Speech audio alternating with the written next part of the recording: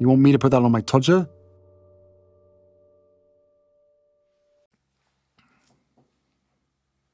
Is she after Kevin Costner?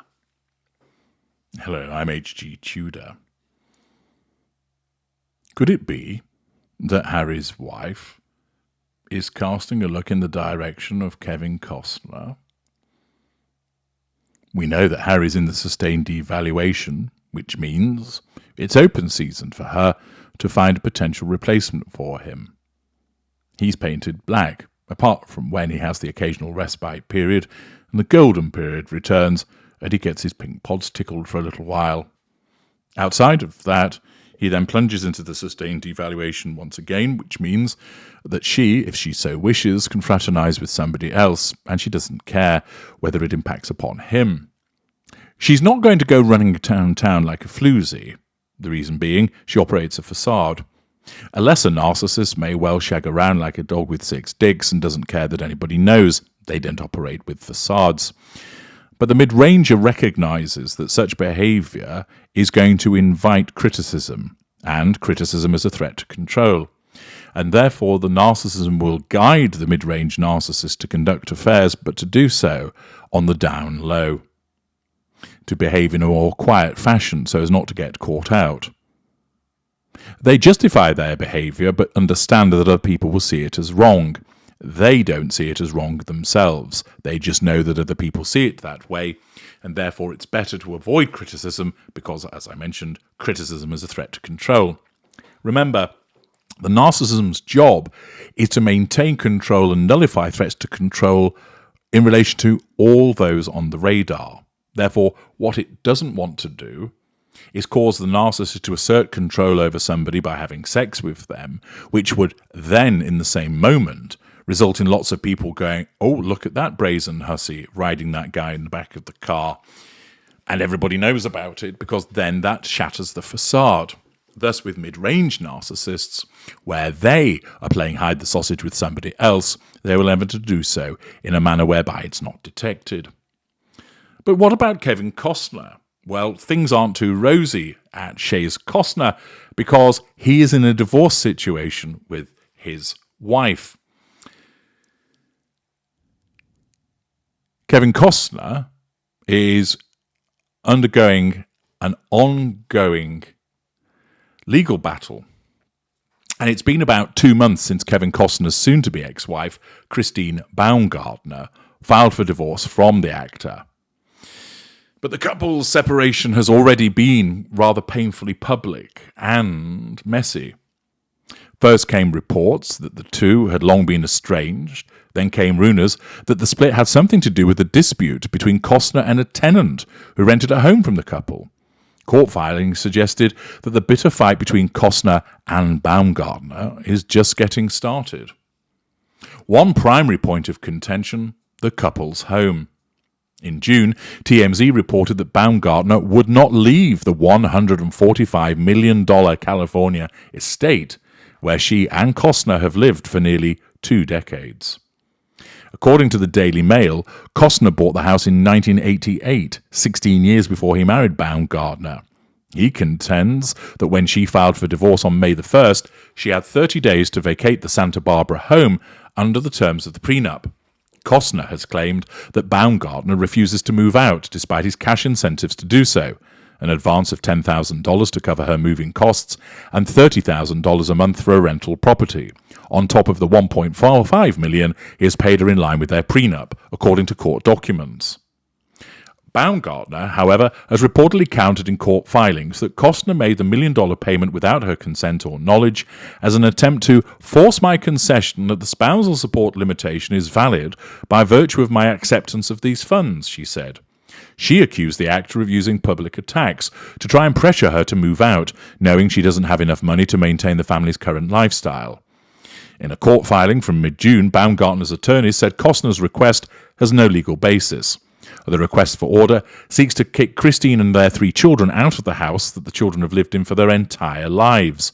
Baumgartner's lawyers argued that, because of the high cost of rentals in Santa Barbara, she needed more time to find a place to live. A judge rejected her petition on July the 5th, ruling that she has to vacate the property by the end of the month.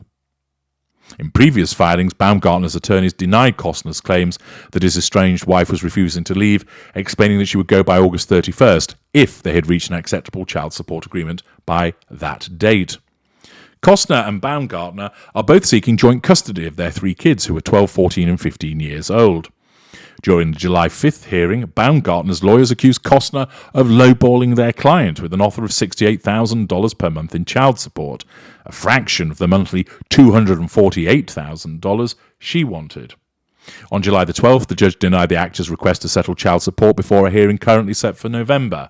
Instead, the judge extended his prior ruling requiring Costner to pay Baumgartner $129,755 per month in child support until the hearing. With child support and a move-out date settled, one might think the couple would put the issue of the family home to bed, but no. 1 week later, a fresh round of legal docs from Costner's team accused Baumgartner of raiding the estate, attempting to take with her all kinds of items that Costner isn't convinced belong to her. Baumgartner claims his concerns that she will strip the house bare are unfounded, given that she submitted a PDF with photos to his lawyers cataloguing the things she planned to remove: family heirlooms, clothing, her Peloton bike, various keepsakes and gifts from friends, according to ET, plus pots, pans, some office furniture, etc., before she packed them into a storage unit. But Costner's attorneys reportedly complained that her inventory was too vague for their taste.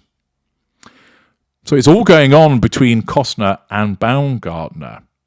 But he's got plenty of money. His first wife, Cindy Silver, got $80 million from him when they split in 1994, which at the time was one of the most expensive Hollywood divorces ever. This has meant thereafter that Costner has been more careful, keeping separate properties of his own. That's why he's got several other properties, namely apartments in Los Angeles and a 160-acre ranch in Aspen. He apparently is worth somewhere in the region of $400 million, and even though he's going to have to pay something to his soon-to-be ex-wife, he's not going to be scrabbling around for loose change around the back of the sofa. But where does this all lead to with Harry's wife? Well, interestingly, Costner abruptly quit the cast of Yellowstone, claiming that he wanted to pursue other projects. And, of course, there has been the suggestion of Bodyguard 2. Is it the case that he has therefore quit Yellowstone because he wants to focus on filming Bodyguard 2, which will be a fairly hefty payday, which will be advantageous? Although the wolves aren't at the door, it'll still be advantageous given the ongoing divorce situation. And could it be, of course, that we've had these pronouncements about Harry's wife being considered for the role that was hitherto undertaken by Whitney Houston? Might it be, therefore, that with him looking at this and his divorce woes, that she sees him as a potential target? He lives in Santa Barbara, which isn't too far away. And he's finishing up with the film now. He's quit the cast of Yellowstone. And apparently, previous marriage ended due to infidelity. Might it be the case that Harry's wife is somehow involved? That she is targeting him? That's why we've had the rumours about her being involved in Bodyguard 2. Certainly Costner's on the market. His marriage is over.